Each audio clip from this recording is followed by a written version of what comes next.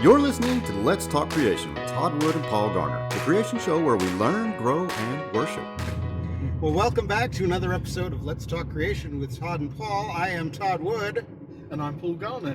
And look, we're in the car together, driving along, and this episode is all about the Great Smoky Mountain National Park. We're headed there right now, and we're going to do some hiking and looking at some geology. Paul, you've been there before, right?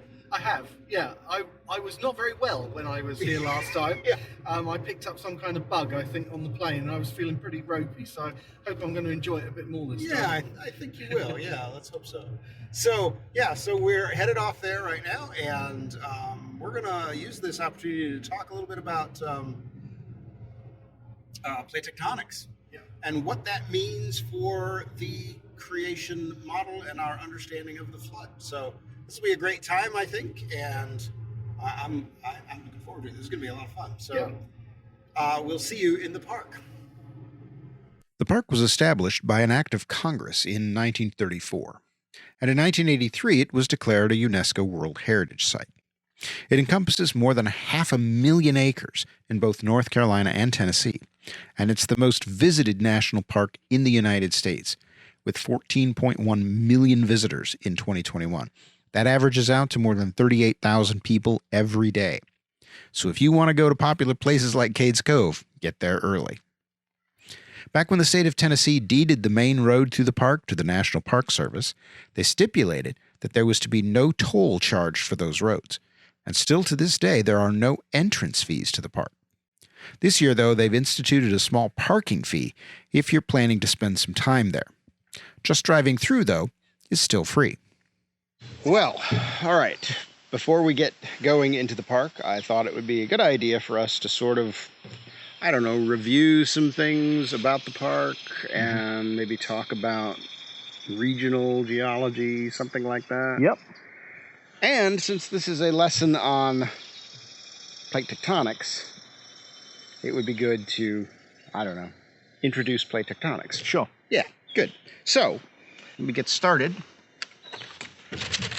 with this. This is the park itself. This is a map of the park. Basic layout here, you've got this main road that runs through the mountains there. And then we have this road here that leads out to this place called Cades Cove. We're going to be looking at that. Yeah. And you can see, as we look at this map, it's mostly mountain, right? There's not much else to it other than the mountains. So I've got a better map. Okay. I got another map anyway. Ta-da! Big map. All right. All right, so here's the regional geology. So this is the USGS topo map. Here's Chattanooga down here.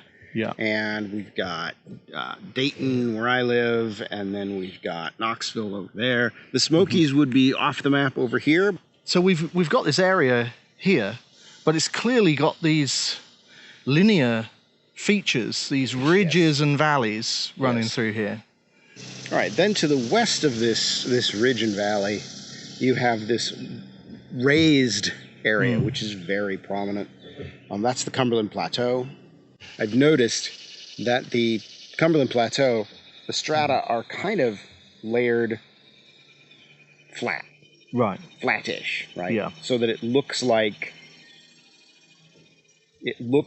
what you would sort of expect from, I guess, geological layering. There's not tilting, there's not folding, it's just sort of flat. Okay, Paul, so we're using this episode as an opportunity to learn a little bit about plate tectonics. Yeah.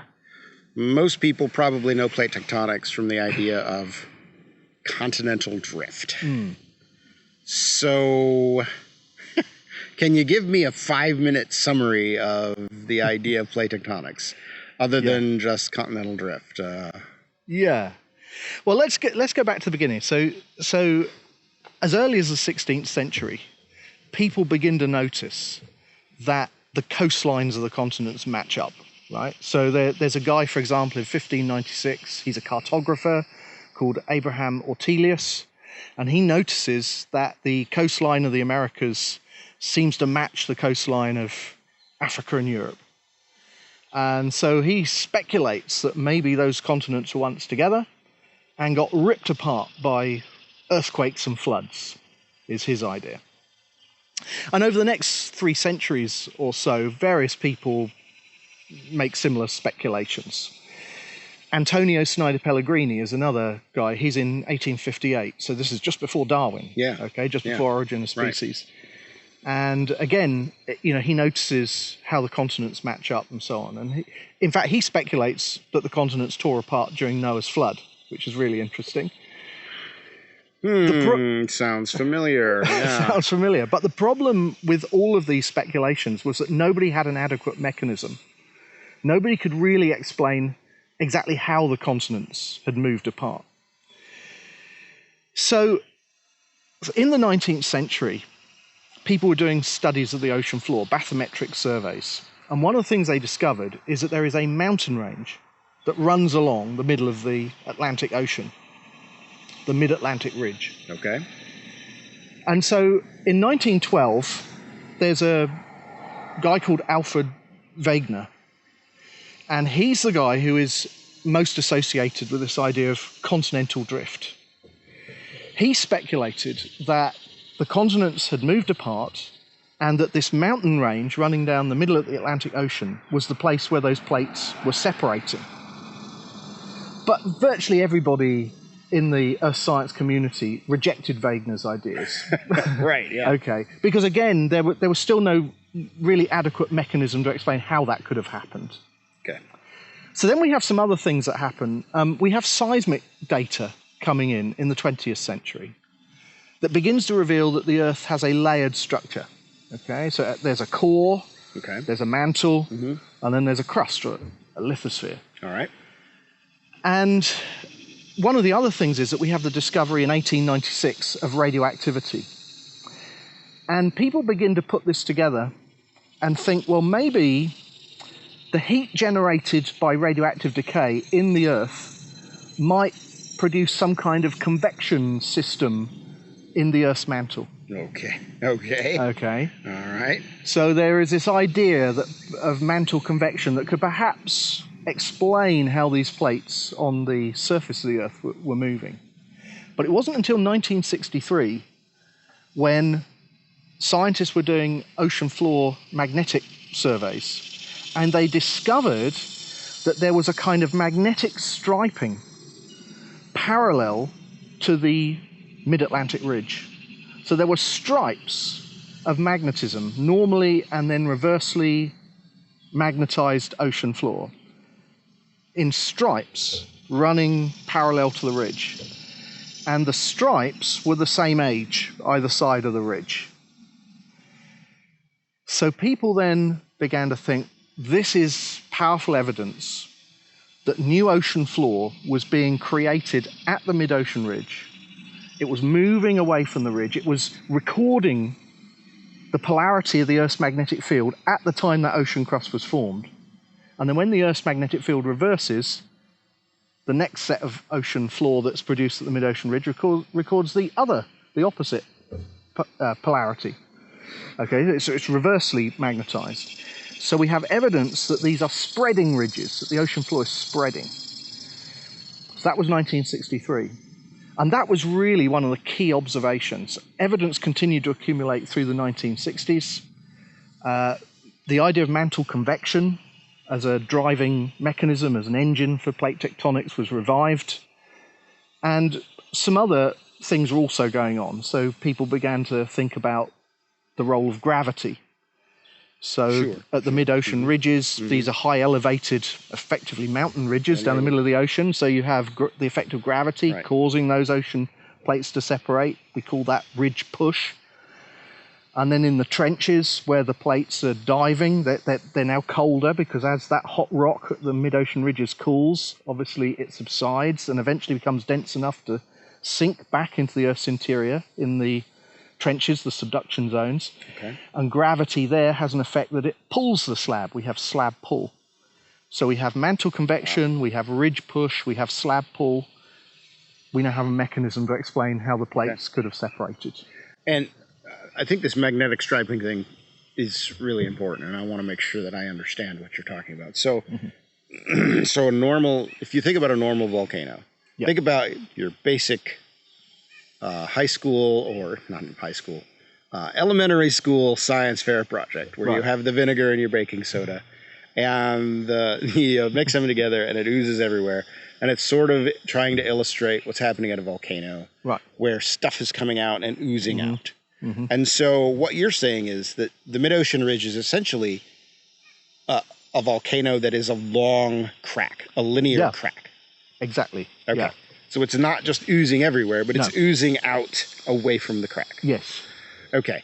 And as it does that, the magnetic poles of the Earth are flipping back and forth. Yes. Which may be surprising to some of our listeners and audience members to learn that, in fact, so in the past, the magnetic poles have flip-flopped. Yeah. So that's a little weird.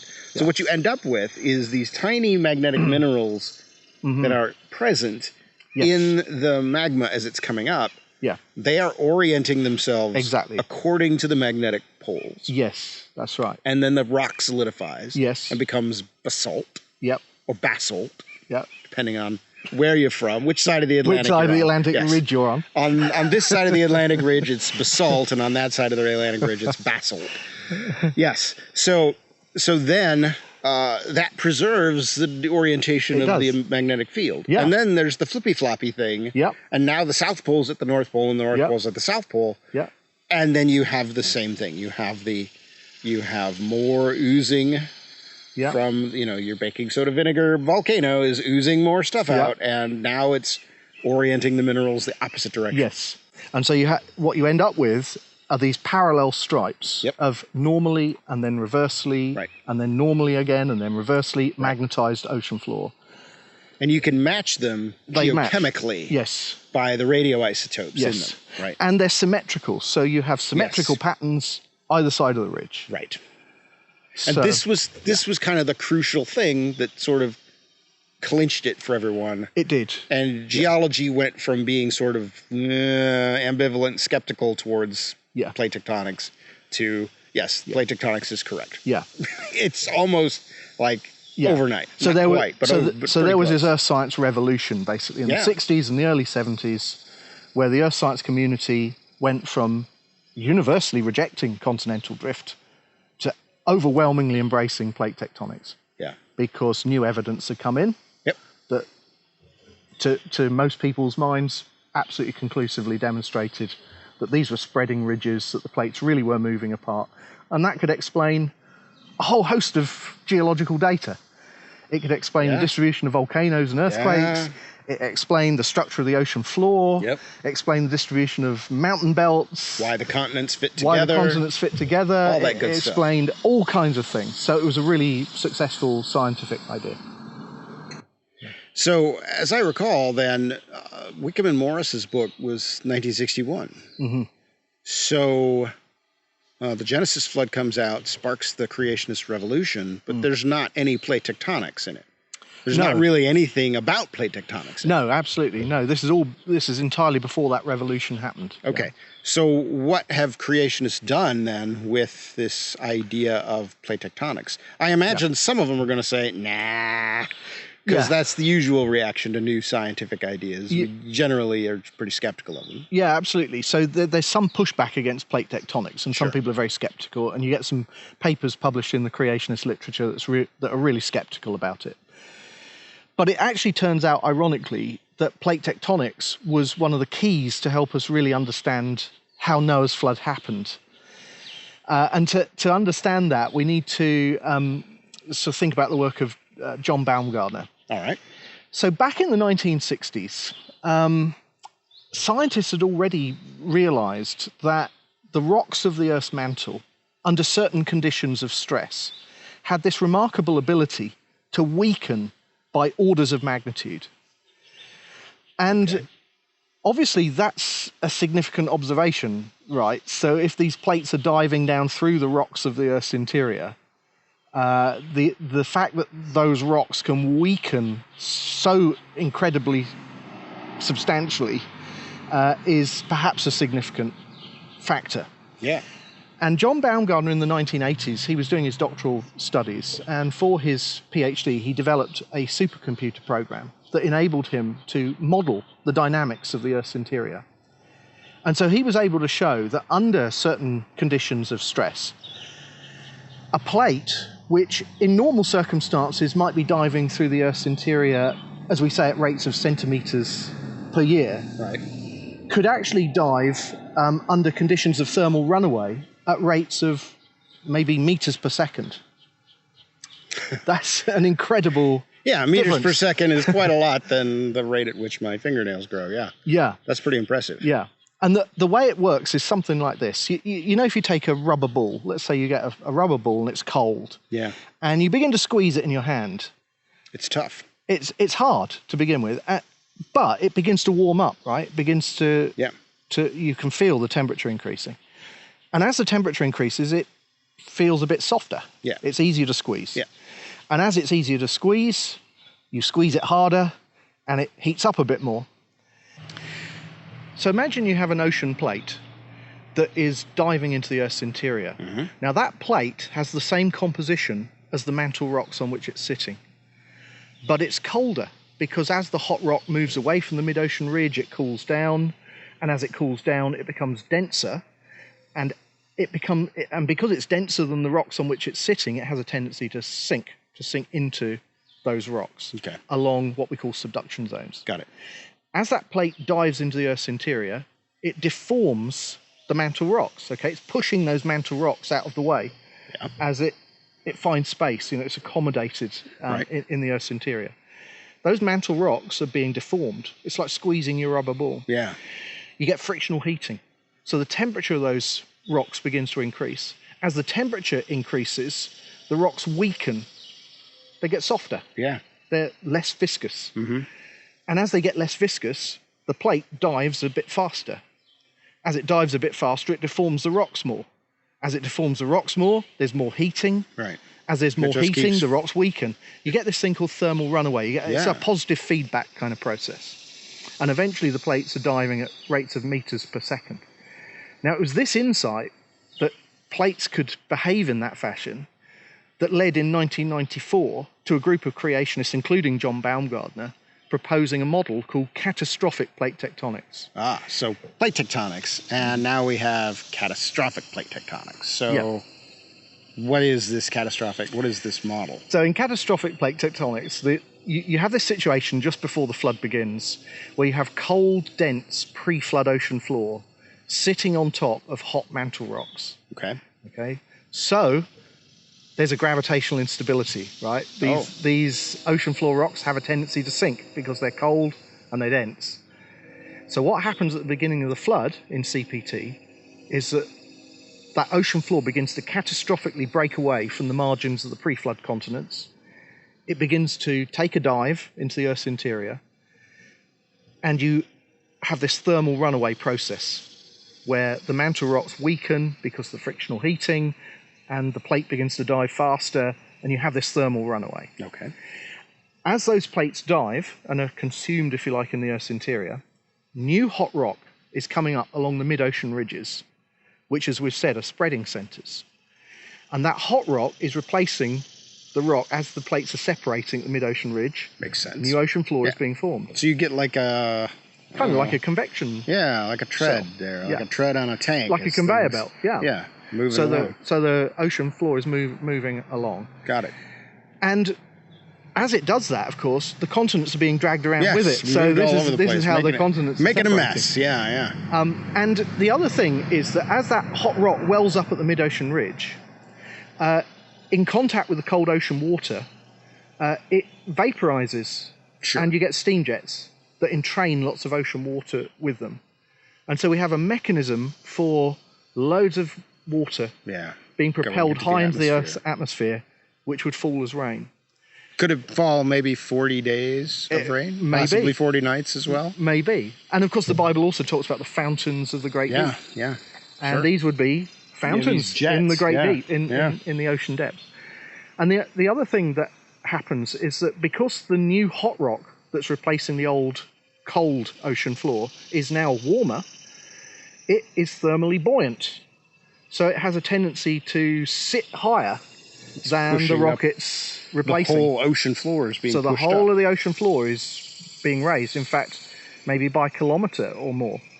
So water from the ocean is then being pushed out over the continent. Displaced onto the continents. Ah. And also, of course, with all of the active tectonics, you have tsunamis and things like this that are propelling water onto the continent. So we have a mechanism to flood the Earth. So it turns out that plate tectonics was kind of a key to help us understand what was happening physically at the time of Noah's flood. And the really exciting thing, I think, about CPT is that it explains all of the same kind of data that conventional plate tectonics explains. The distribution of volcanoes and earthquakes and structure of the ocean floor and the matching continents, the coastlines. Explains all of that, but it also explains some other things as well. Right. That are not well explained in the conventional model. It explains the depth and the temperature of subducted slabs that we now can see using seismic tomography. Right. It explains evidence of rapid magnetic reversals and things like that. Yeah. So it has the hallmarks of a good scientific model. It has some explanatory and predictive power. Imagine that. Imagine that. Well, I think we should go on into the park then and check out some of these evidences for ourselves. Yeah. We may have a difficult time given the forest present, but I'm sure we can find something if we look hard enough. Yeah. So let's go check it out. Let's do it. We made it to Klingman's Dome. We did. It is chaos up here. It's busy. I think we're going to go find a nice shady spot to record what we wanted to say. How about that? But a very hot day. Amazing view, yeah. All right, let's go find a quiet spot. I'm just loving this forest, and we've gotten into the shade here, and there's a nice breeze going, and it's almost tolerable here today in July in Tennessee. So why don't you give us some basic rundown of what we're going to see here in the park as we try at least to go through some of the geology here. Okay. Yeah. So a bit of basic orientation. The Appalachian Mountains, of which the Great Smoky Mountains are a part, are part of a large mountain chain that actually is continuous with mountains in West Africa, the Atlas Mountains, believe it or not, and also with the Scottish Highlands in Great Britain. Okay. So this was... So we're all Highlanders here. Right. So okay. So this was a mountain chain that was built before the Atlantic Ocean opened up. Okay. So we need to think about plate tectonics, right? Right. That's what we're here for, right? We're here to learn some plate tectonics. So. Okay. So what built these mountains? Okay. That's what I want to know. What built these mountains? Yes. So we had a situation where Africa, what is now the continent of Africa, collided with the eastern margin of North America. Okay. Got it. And in that must have been a big collision because the Appalachians are quite long. Yeah, and there was a series of collisional events that caused the mountains to be uplifted and the sedimentary rocks that were there already to essentially be deformed, folded and faulted and metamorphosed to varying degrees. Okay. Because of the heat and pressure that's involved. So so you get rocks that are deeply buried and they get heated up and they're under tremendous pressure, and that causes these transformations that we call metamorphism. So many of the sedimentary rocks that make up the core of the mountains here are metamorphosed to various degrees, pressure cooked. Pressure cooked. Got it. I can understand that. So the story here is a dynamic one of converging continents, collision, uplift, folding, faulting, metamorphism. So it's a really active tectonic environment. Wow. And we can't see much evidence of that in a sense here because it's we're in the forest. Right. But we're going to look at some sites where we can start to go below the surface and see the rocks. Absolutely. So a question for you then, Todd, because I know you've obviously done a bit of background reading in preparation for this trip. A bit. So there are some different tectonic provinces here. We've got the mountains, which are very highly deformed. We've got the ridge and valley province with these linear ridges. And then we've got the Cumberland Plateau, and the Cumberland Plateau are these flat-lying strata. How do they relate then to this plate tectonic situation that I've just been describing there? Right. So so the way I like to think about it is you have the crumple zone, Right. which is the mountains themselves. Right. But there's still pressure and stress going beyond just the mountain range themselves. Okay. And so that causes more faulting. And what's cool about it, we saw that on the map that we looked at, Yes. that those ridges are just perfectly parallel Yeah. to the mountain, and they're parallel to each other, right? Right. And so those are basically more cracks that are coming up from the crumple zone, the collision zone where the mountains have formed. And those cracks then provide these areas of weakness. Yeah. Where it gets eroded out. Yeah. Okay. So one of the things I think we're going to talk about is how much strata there was on top of this. Yeah. Because these mountains are lower than they once were. Yeah. Because of erosion. And so some of that erosion also took out stuff to the west of here, which is the Valley province. And then you have the Cumberlands, which are relatively flat. It's sort of where the geology comes back to its senses and gets out of the zone of stress and cracking and all that stuff. Yeah. Not exactly. There's still cracks there. Yeah. So the Sequatchie Valley, which we pointed out on the map, that's another one of those. The reason the Sequatchie Valley is there is because there's a big fault running right down the middle of it. Yeah. And so that provided a weak spot for erosion. But on the Cumberlands itself, you don't have that. And so you have this relatively flat strata again. So the farther away you get from the mountains, the less stress there is and the more sensible the geology becomes. Yeah. Layers are in the correct order. They're all nice and relatively flat again. There's a lot of erosion, of course, that changes the landscape a bit, but the layers of rock themselves are sort of that way. Yeah. Yeah. And that kind of makes sense. And the fact that the Ridge and Valley province has that tectonic trend that matches the mountains. Oh yeah, tells you it's there's clearly there's related. a common origin. So there's So what we're going to do here in the park, so that we drove into the park and we've got up here to Klingman's Dome, and I assure you, viewers and listeners, this is Klingman's Dome. I know this forest doesn't look like Klingman's Dome, but we've got some footage from the dome itself. We're here on a terribly busy day, so we had to sneak off to do our recording. But anyway, we're going to go down, and we're going to basically walk our way up the geologic column. That's the idea. So we're going to start with what you mentioned, the crystalline rocks. Yeah, the crystalline basement rocks. And then we're going to look at some of the sandstones in the park. Yeah.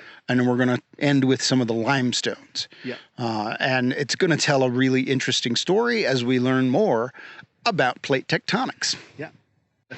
Here we are in the Great Smoky Mountains. Yeah. We've come out of the forest on the side of a busy road here. This is 441. Yeah. We're gonna try not to get hit. This is the perennial problem of the geologist, right? Yeah, you're always dodging traffic. Yeah. And we've come to a road cut that we are told is what you call crystalline basement rock. Yes. Right. So we've had a little look at it. Yes. We're not sure. Well, the guide tells us that this is a metamorphic rock called gneiss. Okay, that's not nice, N-I-C-E. This is nice, G-N-E-I-S-S. Got it. Okay. So not the list that Sandy makes. No. This is something else entirely. Something else entirely. And we've been across and had a look at the outcrop. And it is so degraded. It's so weathered. It's so covered in lichen and moss. And poison ivy. Yeah, poison ivy. We don't really want to get too close to inspect it. So it's very difficult to make out exactly what it is and to persuade ourselves that the guidebook is correct. We couldn't even find a nice sort of fresh fracture where we could see a fresh face. Yeah. It's also weathered. But the guidebook tells us it's nice. So I think we have to take their word for it. Yeah, I don't have any reason to doubt the geologists Yeah. looking at this and identifying it as nice. And the guidebook was probably written when it was a bit fresher, and most likely. Yeah, and you could see it more clearly. So what is nice? Okay, What are we talking about here? And, Okay. and how is it a crystalline basement rock? What does that even mean? so the crystalline basement rocks are the oldest rocks in the national park here, and they form the basement on which all of the other rocks sit. Okay, so they are the basement, and they are crystalline rocks. And they're metamorphic rocks. So gneisses and schists. So these are rocks which began as something else, maybe sedimentary rocks or igneous rocks, that have been pressure cooked. They've been subjected to extremes of temperature and pressure. And that has caused changes in the texture of those rocks, changes in the minerals that form. Sometimes new minerals form within those rocks. So they're pressure-cooked rocks. And there are different types. Gneisses, for example, are often layered rocks, banded rocks. They look a bit like marble cake, if you know what marble cake looks like. Yeah. Where the light minerals and the dark minerals have separated out into dark and light bands. And these rocks are very ancient. As we say, they form the basement on which everything else sits. And so we think that these are probably creation week rocks that form... Let the motorcycles go by. We think these are what? So we think these are creation week rocks. Okay, so they probably form the cores of the continents that got uplifted on the third day of creation week. When the continents were lifted out of that primordial ocean, and the cores of those continents were these crystalline rocks. All right. So that's what we're looking at here, creation week rocks, which is amazing. Yeah, that is amazing. I mean, to think that this is a piece of what God made on that third day. Yeah. That's remarkable. Now, the fact that we can see this rock, it is no longer at the crystalline basement. Something happened here that has to do with plate tectonics. Yeah. And we're going to get into that more and more as we go through the park to explain exactly how we can possibly see the core of a continental piece on the side of a busy highway here as we are standing in Great Smoky Mountains National Park. Yeah. All right. Well, let's journey on and find some more rocks. Yeah. Somewhere. They've got to be here, right? So while we're still here in the Econolofty Valley, we just saw the road cut. We've moved off the road so we don't get hit by anything. But we thought we'd come over here to this lovely river and stream near Mingus Mill and talk about a feature that is not actually the rock itself, but it's related to the cracks in the rock. And it's an important part of the geological story here in the Great Smokies.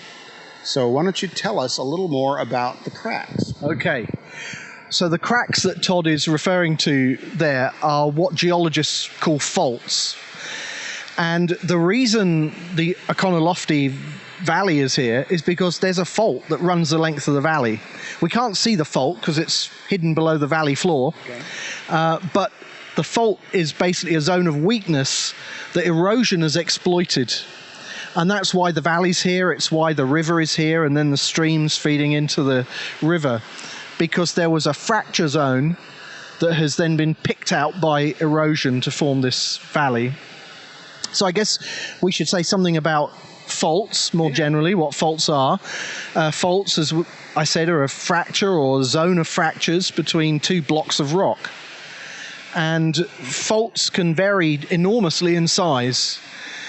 You get movement along the fracture zone, so the blocks move relative to one another. And the movement can be a matter of millimeters, or it could be thousands of miles. Miles, Thousands of miles. Yeah.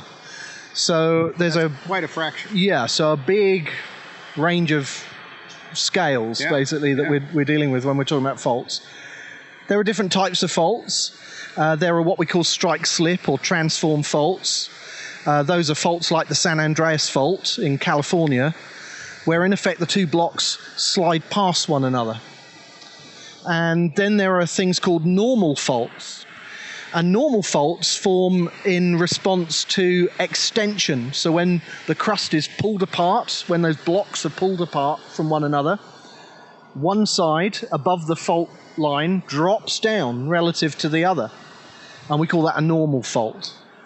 And then there are things called reverse faults, where the block above the fault line actually moves up and over the other block.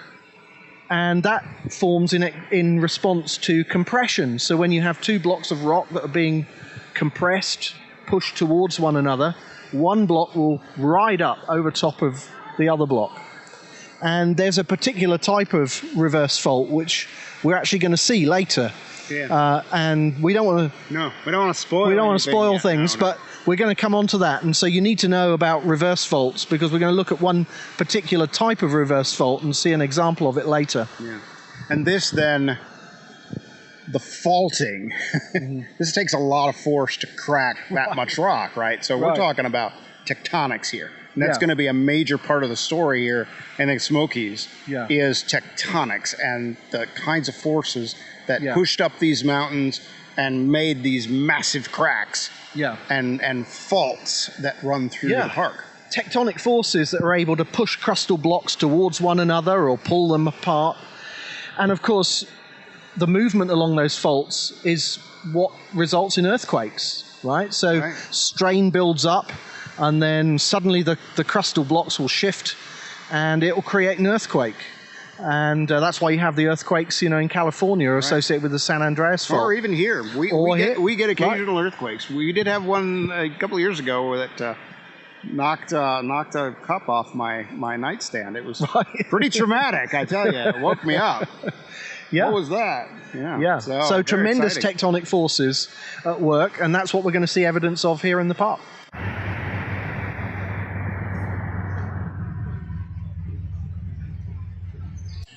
Well, all right, we found some geology again, just a little bit here and there, not too much. We don't want to get carried away here in the Great Smokies, but yeah. So we're on Route 441. We're on the Tennessee side of the park, and we are looking at a fairly sizable road cut here. And Paul, can you tell me, what is this rock? It's a rock, obviously. It is. This is the Thunderhead Sandstone. So what we're looking at here are the rocks that make up the main mass of the mountains here in the Great Smokies. And we call those the Ocoee supergroup. And there are various subdivisions. One of the subdivisions is called the Great Smoky Group. Surprise, surprise. Good name, Great Smoky Group, yeah. And one of the rock units that's part of the Great Smoky Group is the Thunderhead Sandstone. And that's what this road cut is. So we have a thick-bedded sandstone. It's this kind of grey colour. It's dipping roughly to the south-southeast. Okay. The beds vary in thickness from a few feet up to about 25 feet thick.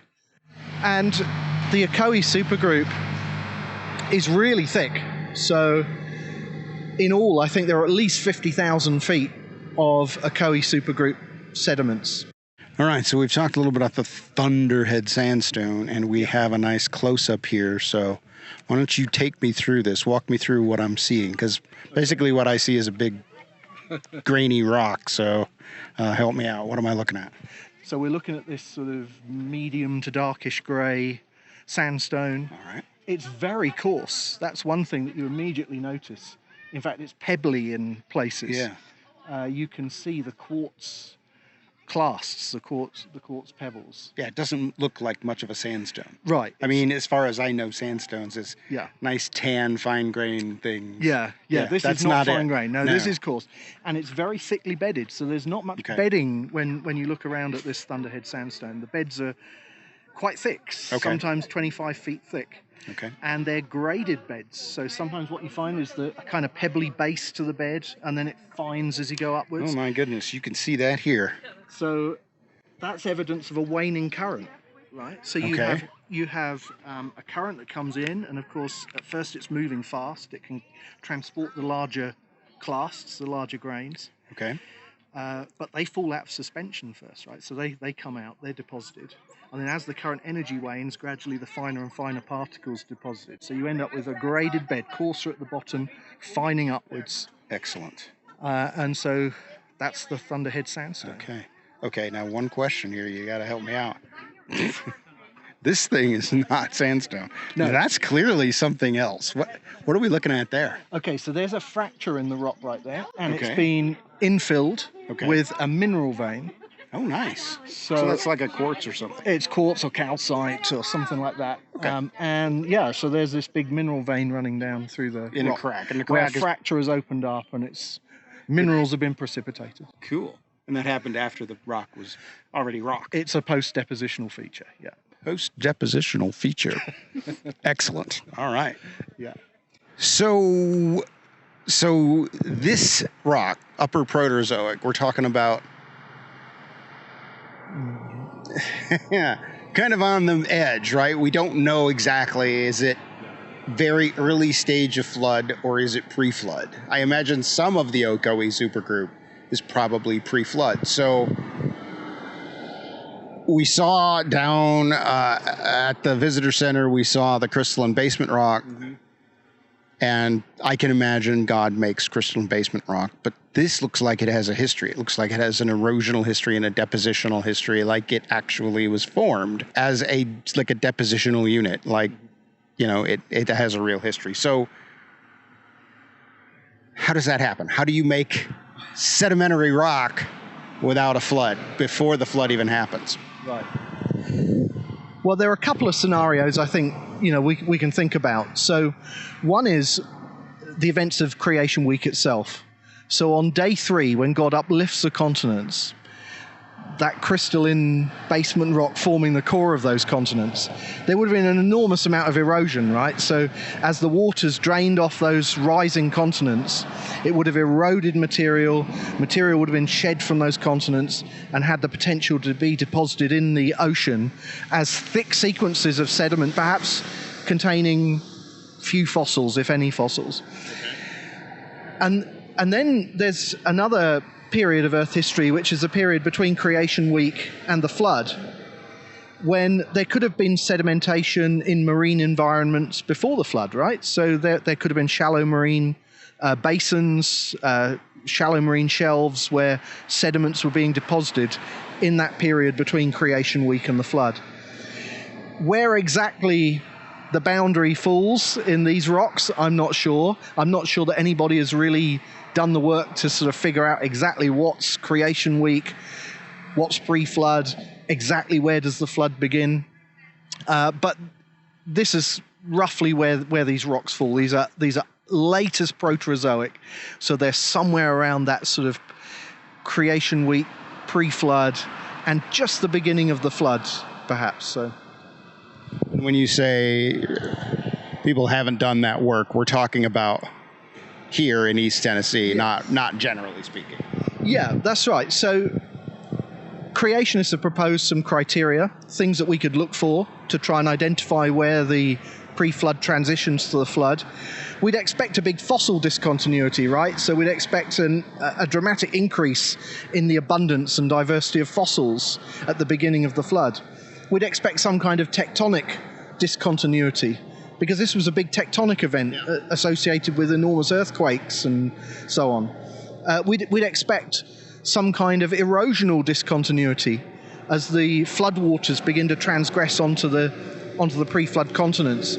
So there are some things that we can look for, and that creationists have applied those criteria in some other places like Grand Canyon and the Mojave Desert, but I'm not sure that anybody's applied those criteria here in the Great Smokies. So some of what we're saying is necessarily a bit speculative, because somebody needs to do that work and figure out exactly where these different groups of rocks fall in that creationist Earth history. Well, we've made it to Cades Cove. This is this vast flat plain here in the middle of the mountains, surrounded by mountains on all sides. This is Cades Cove. There is a loop road around here. We are on the very edge of the loop road right now. It is a good 11-mile trip one way. Very popular place in the park. If you want to see it, you better get here early.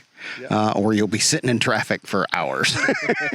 And once you're in that loop, Yeah, you can't get out. There's gotta go around. there's some pretty nasty access roads that you can take on the gravel, but that go right through the mountains. But I don't recommend it. Right, unless you're adventuresome like me, then do it.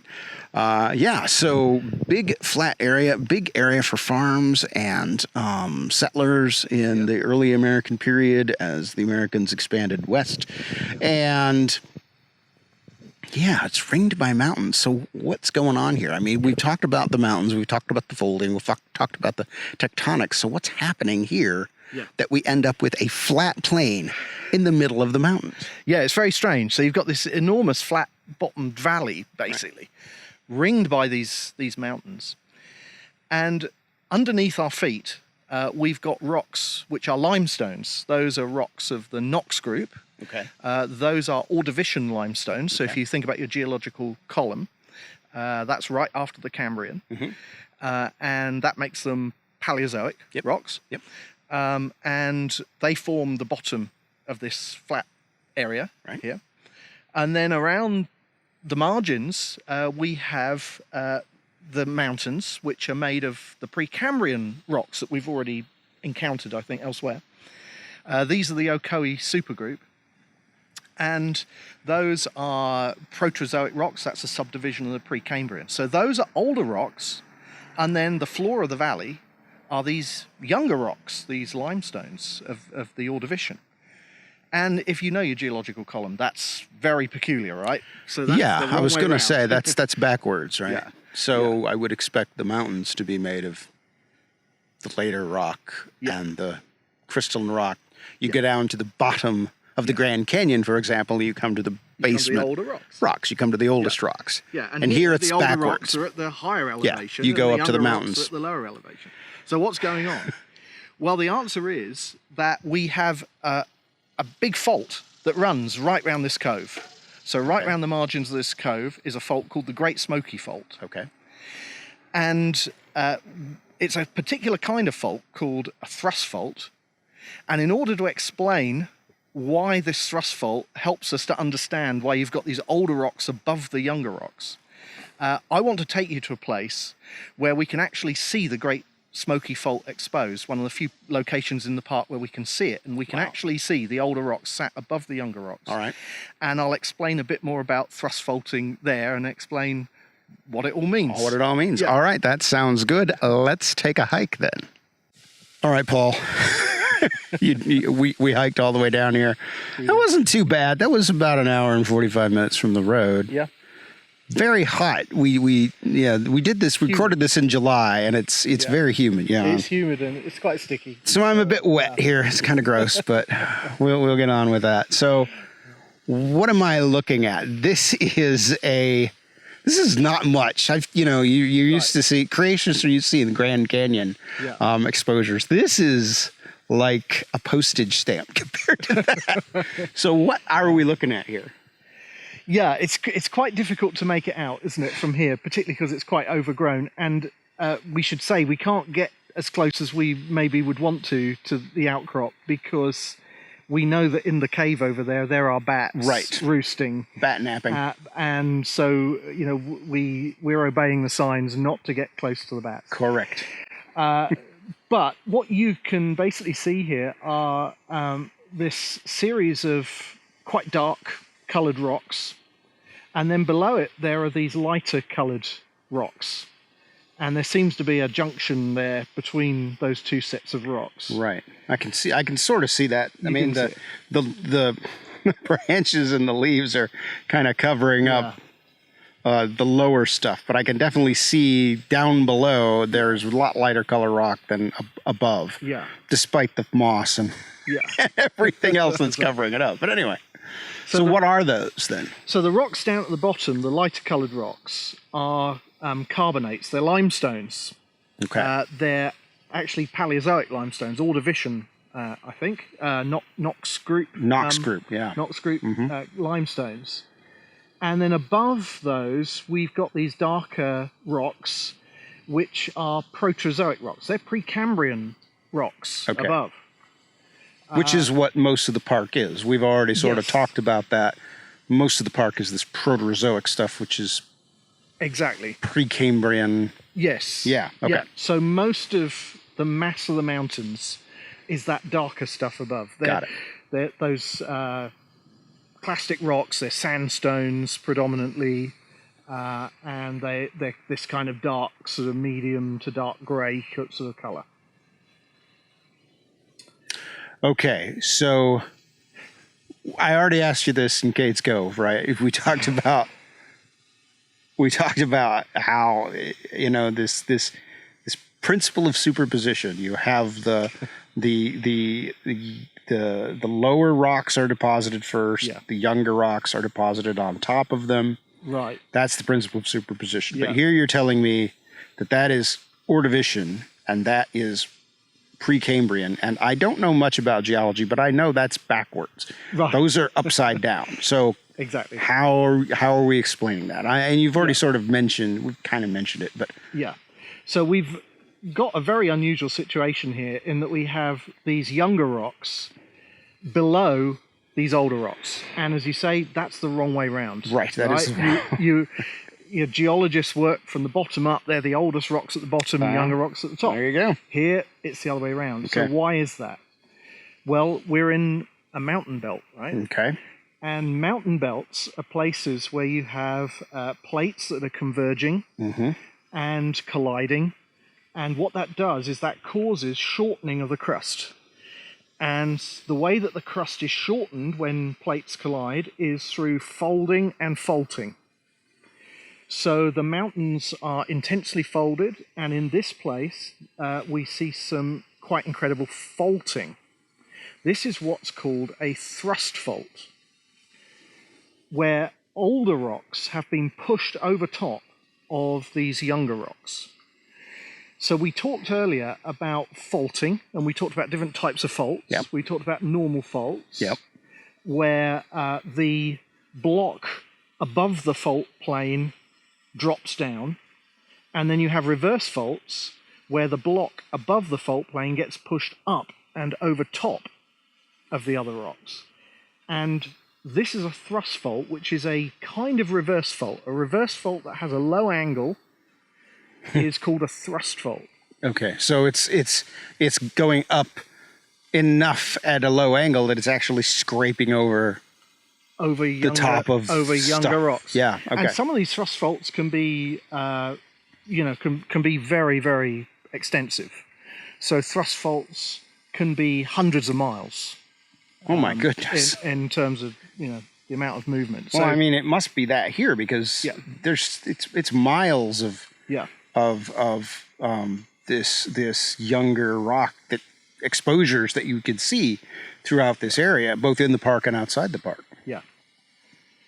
And if you think about the kind of compressional forces that are required to push that enormous block of rock over top of these younger rocks, it just staggers the mind, I think. Yeah. The kind of tectonic energies and forces that are involved in producing a thrust fault like this.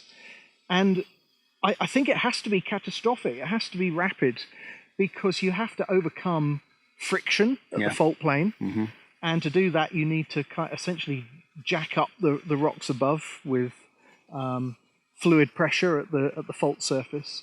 And those fluid pressures are easily dissipated.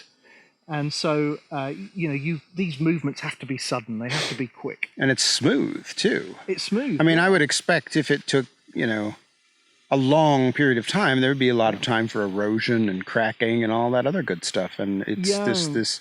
You'd expect a lot more disruption maybe at the surface. Yeah, maybe at the surface. But it's quite impressively smooth over there. Yeah. At least as far as we can see in this 50-foot section that's maybe exposed here. Yeah.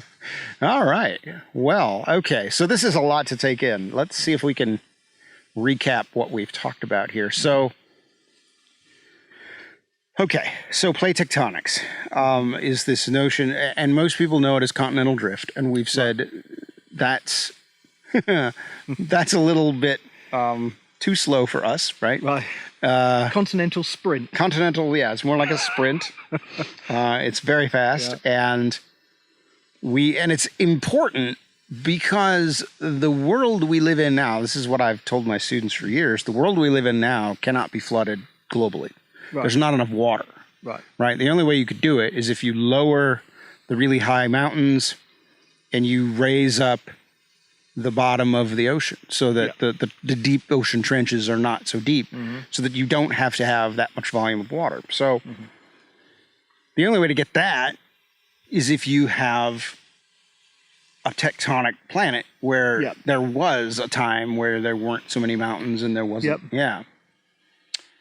Okay, so, and then we said that, oh goodness, we said there was a lot, and most of these mountains are Precambrian. Yeah. So this is why we don't have any dinosaurs over here. Right. Yeah. Because there aren't any. These Precambrian rocks are mostly unfossiliferous. Right. No, you won't. There are no fossils. You won't find any fossils. Right. It's not very interesting in terms of paleontology. Even if you could get to the rock underneath of all the plants here, there's not much to see. Yeah. So, and a lot of this then is pre-flood rock. It was rock that was there when the flood started. Yeah, so we've looked at several different types of rocks here. So we've thought about the basement complex, which are these crystalline rocks. They're mostly sort of high-grade metamorphic rocks like gneisses and schists. And they probably are creation week rocks. They're probably the cores of the created continents that were uplifted from above the waters during the creation week. And then we've got this very thick sequence of unfossiliferous sedimentary rocks, which are also Precambrian. And they could well be related to the uplift of the continents, where lots of deposition is happening. As those continents are uplifted on the third day, shedding material and depositing it in these very thick-bedded sandstone units without fossils. And very thick-bedded. Very thick-bedded, and the whole sequence is, I think, about 50,000 feet. So at least that much, yeah. So it's very large. Yeah. Very, very great thickness of sediments. And then we've got the younger sediments, which you find outside of the park, but you also have these little tectonic windows like we've got here, where you can actually see through the Precambrian rocks to these limestones, these younger limestones underneath. And it's a bit counterintuitive that the younger rocks are underneath and being exposed in these windows, but it's because of these enormous thrust sheets that are shortening the crust as the continents collided and cause these enormous blocks of rock to sort of ride over one another during the process of the building of these mountains. It's just mind-boggling. Yeah. It's just mind-boggling. And then you have to have erosion to expose. I mean, presumably there was also at one time Paleozoic rock on top of the mountains here when they began thrusting, I would think. And it got eroded down. So we got these nice rounded mountains here. Yes, so this is an older mountain chain. Compared to, older, relatively speaking, compared to, say, the Alps, in Europe, which are a relatively young mountain chain, or the Himalayas. These are older mountains, and they've been subjected to an enormous amount of erosion, so they're much lower in elevation now than they probably were at the time when they were originally produced by this catastrophic tectonics. Wow. Mind-boggling. And now we have this park, and it's quite beautiful. It is. It's lovely. And I think we'll sit here and sit a spell, as we say around here, and enjoy the waterfall and the sound of the water and the cool air coming out of that cave down there. And then we'll hike back out and wrap everything up. All right? Well, yep. Sounds good. Sounds good. So that was a great trip. We're headed on the way home now. Beautiful, beautiful mountains, beautiful park. Yeah. We recommend, if you have the time to come see it, you should definitely come see it because it's well worthwhile. And now you know more about the story of plate tectonics, so you can appreciate a little bit better the evidence that we see there, the mountains, and what they mean for the creation model. Yeah. And as we think about the enormous energy and power that raised these mountains, it reminds us as well of how much God hates sin, because it's a reminder of the flood. It's a reminder of God's judgment on human sin. It's a reminder that even in this incredible beauty that we see around us in the mountains, we're looking at the wreckage of a world that was destroyed because of human sin. That's right. And it should bring to mind our own sinfulness, our own need of repentance, and a sense of gratitude for God's mercy, the fact that He's forgiven us for our sin in Jesus Christ, and that allows us to escape the judgment that's still to come, that the flood points to. Yeah, and it's you mentioned that, and it's just a beautiful picture of redemption too. God can, there's no sin too great, no sin too ancient, no wrongs too deep that God can't redeem them, right? Yeah. And bring us back to Him. Yeah. And make everything beautiful in its time again. It's beautiful. So, hey, thanks everybody for joining us. We will see you next time. Go to Great Smoky Mountains National Park and check it out. It's beautiful. You should totally do that.